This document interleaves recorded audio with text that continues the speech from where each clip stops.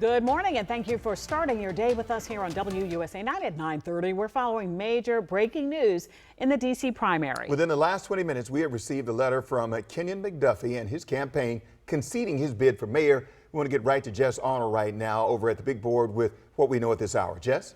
Yeah, well, like you mentioned, he has said, you know what, I'm going to bow out. I called my competitor here, Janice Lewis-George, because we've been talking about this, how many votes he was behind all morning, almost 17,000. She's been maintaining this 50% threshold. I do want to read this statement that he did send to our team again within the last 20 minutes. I have it here in my hands. He said, quote, while the final certification process will continue, it is clear that the voters have chosen a different path. Earlier this morning, I called Councilmember Janice Lewis-George to congratulate her on her victory and wish her success as she prepares for the general election.